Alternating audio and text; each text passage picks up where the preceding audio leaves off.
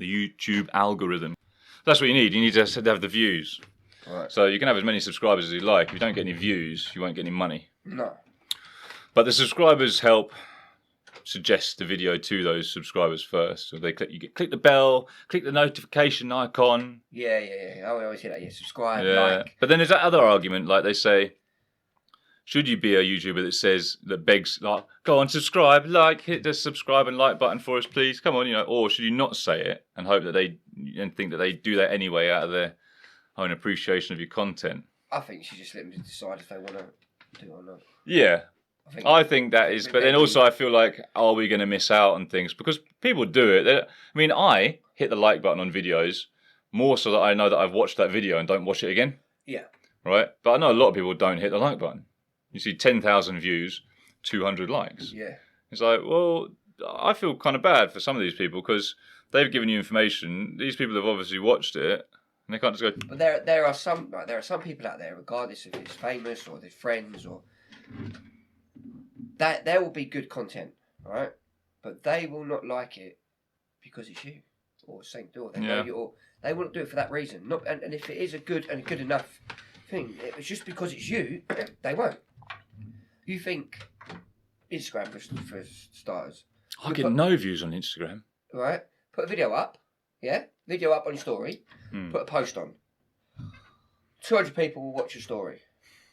Not one person will like your post. The same thing. If you put a story saying new post, blah, blah, people will watch it because they want to watch what you're doing. Yeah, I still feel too cringy about putting up new post. Go check it out. Or even if you just put a story and put it up. Do you know what I mean? Like. Yeah. Well, I won't put a story. I don't see much point in stories because all the interaction, engagement they say is through the reels. Yeah, but if you put a story, the whole point of the story is that people know it's there, isn't it? So if we but that's what I mean. I've looked at the engagement, the way it gets found, and stories are only really for your current followers. The real way to engagement is through the reels with the hashtags. Yeah. So I've been trying to do that, but even that, like, and I look at all the analytics. I've changed all of my accounts to like creator accounts, which anyone can do, and I look at it and it's like for 4 plays on this video. I'm like, well, I've put the things. I like the hashtags. I put the stuff. So it must be like, I know that a lot of the videos I've been putting up previously to this were just sort of like trying to get comfortable putting myself up on a video because I really don't like being in the spotlight. A lot of the stuff up until like us doing this now. Like, that's why I haven't done anything on my own. Yeah. Because I feel like I need someone here to talk to. Yeah, I feel really self-conscious about trying to put myself in the spotlight. Like, I think if we try, I still can't film myself. Talk to a camera and be like, so basically, and you're like, well, yeah, but that's it. You're trying to. Well, that's the thing. Everyone's like, I've got to talk to that like there's someone out there watching. But if I had a million followers, I'd be like, fine. There's a million people out there that are listening to what I'm saying. But if I've got no followers, I'm just going to start talking to you like. So you want to hear what I've got to say, and I'm going to tell you how to do this thing. But it's my opinion, and it could be wrong. In your opinion, you could find your own way to do this thing, and it's like. I've got to pretend that someone's out there listening. Yeah, and watch a tumbleweed go past. But my mantra in life is, don't interfere with anybody. Don't interfere with anybody. Don't interject myself on people if they don't want me. Yeah. So that's my general mantra in life. Like, I never used to approach women in bars. I never go up and help anybody at the gym because I feel like they don't want to hear from me, I can't. I still can't. Execution, how you tell them, innit? Yeah. You're not doing that right. If someone might go, well, hang on a fucking minute, what? Once or twice I've seen someone that looks like they kind of might have needed some help. I'm like, you're doing it all wrong. No, I'm actually quite a good coach, to be fair. But that's when I know someone wants the help, and a lot of people don't want the help. Like especially in the gym. I mean, you like try and suggest something to them. I know for a fact that people do stuff wrong. I spent I did my PT course a long time ago, and I'm always watching the new updating my knowledge with like the trainers and everybody about science and how to do exercises properly and the different ways for muscle activation, all that sort of stuff. So I can see when someone's doing something wrong or bad for them, or like it's bad for their joints or whatever, but they won't want to hear it. Yeah. Regularly, like today, I was so agitated. There's these young kids and they're doing deadlift exercises, but they're dropping their weights. Now everyone's got this real cliche thing that you should lift up as heavy weight as possible and drop it on the floor because that's what they do in competitions. But that's because in a competition, the competition is just to pick up the weight. Yeah. Right, when you're training, and everyone on the internet, all the good trainers at least, are like, you pick up the weight, and then you're you've got more strength activation, like more results from the exercise from doing the put downs. Lowering it, yeah. Doing it's the negative portion of the exercise, basically. And so you'd pick up the weight, you get to there, and then you control it down. Yeah. Right? You put the weight back down gently. Yeah. And that's it. But what they're doing is they're going and then drop it. Because they're trying to do like 160 kilos or whatever, which isn't a massive amount of weight, but it's obviously big for them. It's like makes the whole floor shake. Yeah. So the whole floor shakes. The fucking frame up there is going clang, clang, clang, and you're like, "What are you doing? Why are you doing?" And also, so this would be a good form, like the deadlift, pick up, neutral spine, shoulders back, head up there, and that's fine. These guys, they're like their legs are buckling in. They're like backs are rounding off. The moment they curl their back, doing this is going to do damage. Doing all this shit. And they're like, yeah, it's what they see on the internet, though, isn't it? What they see people doing that. It is. You see these reels of them lifting them up and then dropping it, going, yeah, that. You need to understand, like, these geezers are lifting 380 kilograms. Yeah. You know, and they do it at competition, as they said, to get it up there. When you're in the gym, you're trying to get yourself to get a higher... There's many different goals, but the point is, like I've always said, if you can't put it down, then don't pick it up. All right? If you can't put it down with control, don't pick it up in the first place.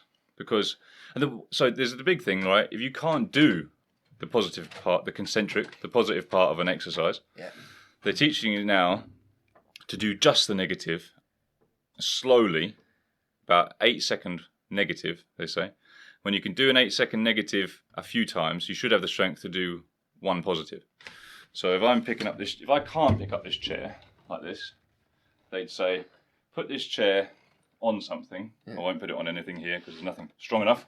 They say, put it on something there, and then just put it off and slow it down as slow as you can, like control it as slowly, and you're fighting it all the way. You're like, and that, you do that a few times, so you get your mate to help you put the weight back up. Yeah. Right, and then you control it down again. So do that 8 times.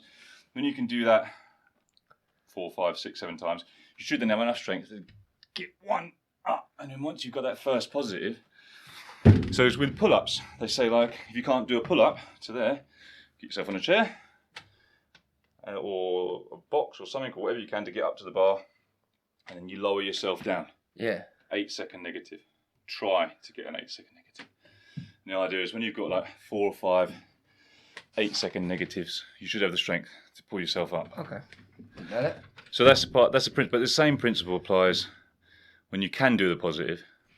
And what I've said, and a couple of people that I have spoke to, because sometimes I speak to people not on the basis of like. Sometimes I speak to people. Sometimes I speak to people not real on people. Yeah. People in the gym, like not like usually it's the ones that are doing like really elite, and I've gone to ask them, oh, how do you get into what's this? Because I like to, if someone's doing something, like I said, I see people doing stuff wrong. I can also see when someone's doing something really well. Yeah.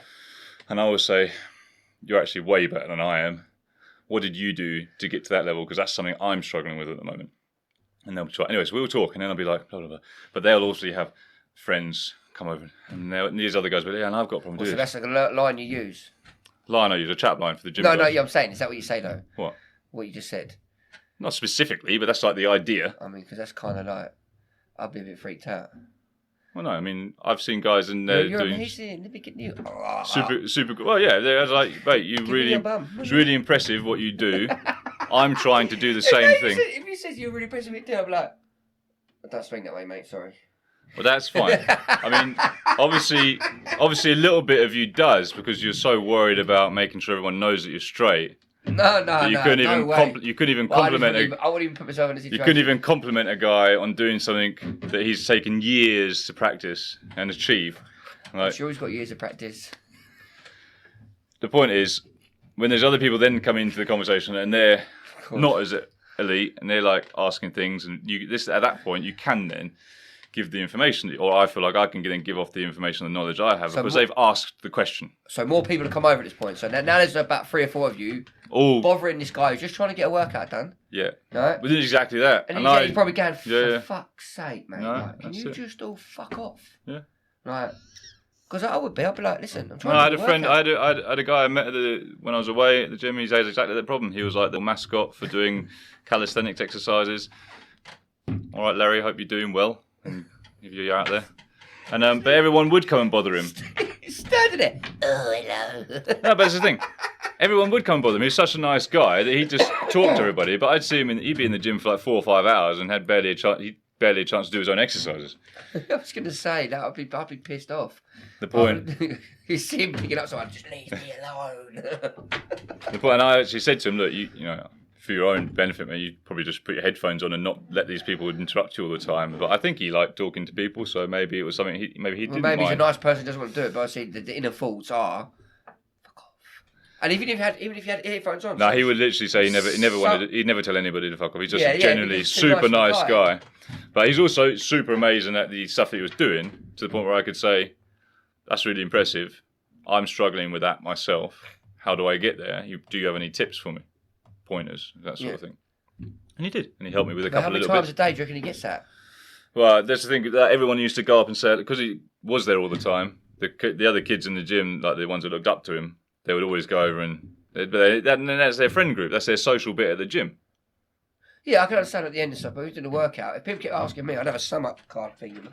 What advice, mate? Well, I'm a bit different from that. I will, but then I don't have any really super impressive skills, so no one really comes up to me. But I always put my headphones on. I don't make eye contact with anybody, and I just look at the floor.